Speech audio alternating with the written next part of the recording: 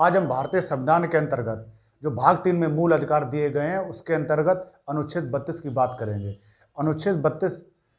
जो भारतीय संविधान में जितने अनुच्छेद दिए गए हैं उनमें सबसे महत्वपूर्ण अनुच्छेद माना जाता है, ऐसा कई संविधानविदों की राय है। इसके अलावा जो भारतीय संविधान के निर्माता डॉक्टर भीमराव अम्बेडकर ने भी अनुच्छेद 32 के बारे में कहा कि यदि मुझसे पूछा जाए कि भारतीय संविधान में सबसे महत्वपूर्ण अनुच्छेद कौन सा है, तो मैं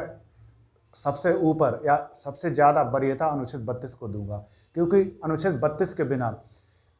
जो भारतीय संविधान एक आत्मा विहीन है। इसलिए कहा जाता है कि अनुच्छेद 32 भारतीय संविधान की आत्मा है। डॉक्टर अंबेडकर ने अनुच्छेद 32 को भारतीय संविधान की आत्मा कहा। लेकिन कुछ संविधान आज आलोचकों ने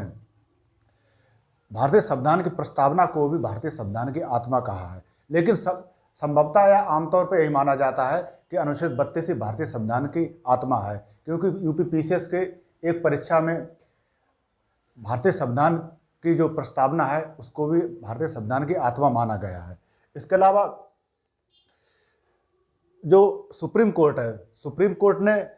अपने कई मामलों में या कई निर्णयों में अनुच्छेद 32 की व्याख्या की है। इसके साथ ही साथ अनुच्छेद 32 के 4 उपखंड हैं, अनुच्छेद 32(1), अनुच्छेद 32(2), अनुच्छेद 32(3) और अनुच्छेद 32(4). अनुच्छेद 32(1) जो उपखंड है उसकी सुप्रीम कोर्ट ने विस्तृत रूप से व्याख्या की है, जो इस प्रकार है। सुप्रीम कोर्ट ने बताया है कि अनुच्छेद 32 भी भाग 3 में वर्णित एक मूल अधिकार है, अर्थात ये अनुच्छेद 32 भाग 3 के अंतर्गत मूल अधिकार के अंतर्गत आता है। और इस अनुच्छेद 32 को भी वही संरक्षण प्राप्त है जो भारतीय संविधान के जो भाग 3 में अन्य मूल अधिकार दिए गए हैं उनको जो संरक्षण प्राप्त है संविधान द्वारा, वही संरक्षण अनुच्छेद 32 को भी प्राप्त है। और संविधान के मूल अधिकारों को जो प्रवर्तन कराने की शक्ति है वो अनुच्छेद 32 में ही निहित है। इसके अलावा अनुच्छेद 32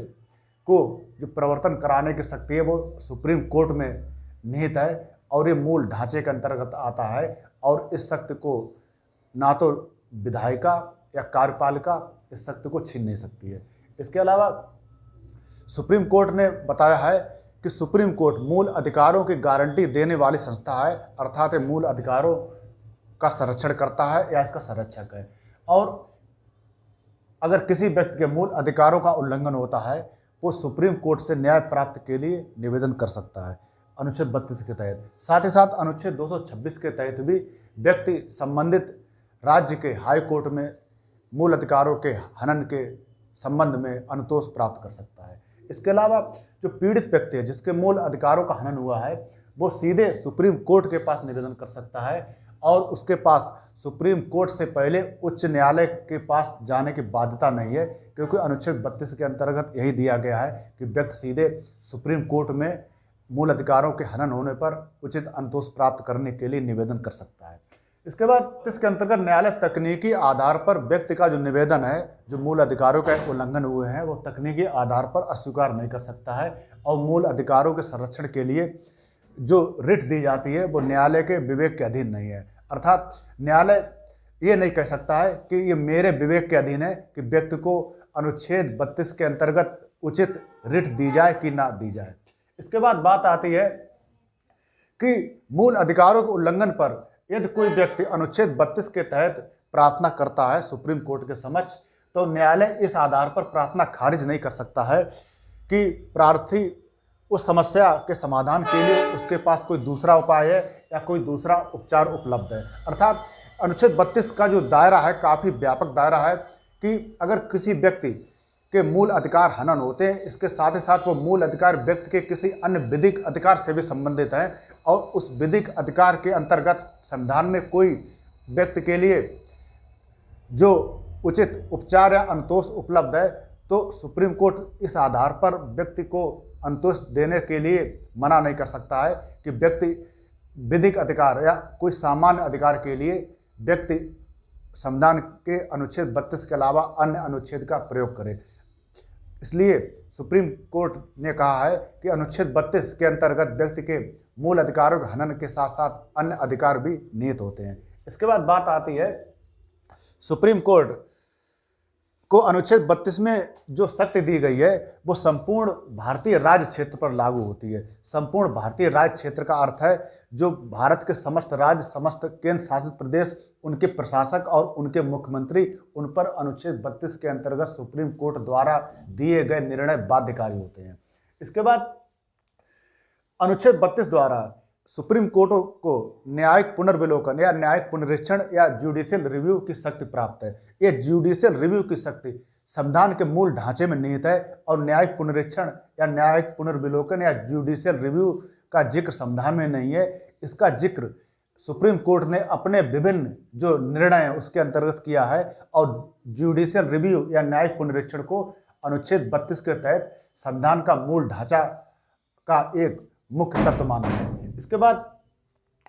अनुच्छेद 32 का प्रयोग मूल अधिकारों के उल्लंघन के मामले में ही किया जा सकता है, किसी और समस्या के निवारण के लिए नहीं किया जा सकता है। उदाहरण के लिए जो अनुच्छेद 26 है, जो हाई कोर्ट है, वो हाई कोर्ट अनुच्छेद 32 का प्रयोग केवल मूल अधिकारों के उल्लंघन के मामले में ही किया जा सकता है, किसी अन्य अधिकार के उल्लंघन के मामले में नहीं किया जा सकता है। उदाहरण के लिए अनुच्छेद 226 को लेते हैं। अनुच्छेद 226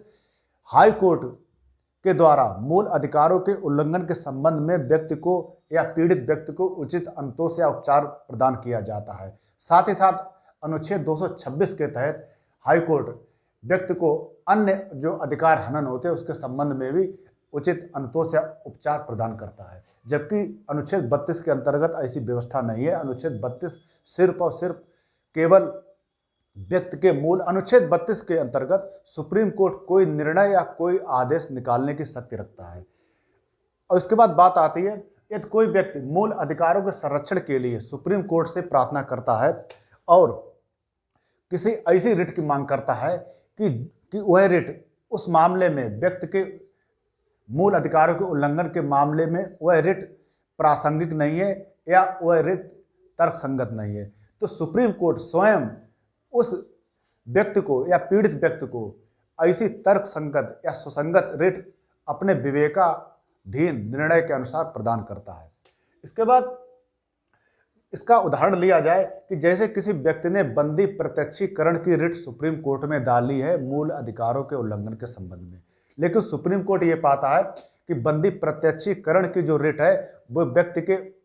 संबंधित मामले में प्रासंगिक या तर्कसंगत नहीं है, तो सुप्रीम कोर्ट कोई अन्य रिट दे सकता है अपने विवेक के अनुसार, जैसे परमादेश या अधिकार परीक्षा या जैसा उस मामले में वह रिट प्रासंगिक हो। इसके बाद अनुच्छेद 32 के तहत सुप्रीम कोर्ट को यह भी अधिकार है कि अनुच्छेद 32 के तहत किसी व्यक्ति के अगर मूल अधिकार हनित होते हैं या मूल अधिकारों का उल्लंघन होता है, अगर वह व्यक्ति काफ़ी समय बाद या बहुत देरी के बाद सुप्रीम कोर्ट में उचित संतोष या उचित उपचार प्राप्त करने के लिए रिट दाखिल करता है, तो सुप्रीम कोर्ट तथ्यों के आधार पर व्यक्ति को उचित संतोष या उपचार देने से मना कर सकता है। तो ये तो हुआ अनुच्छेद 32 और इसके साथ ही साथ अनुच्छेद 32(1) की व्याख्या।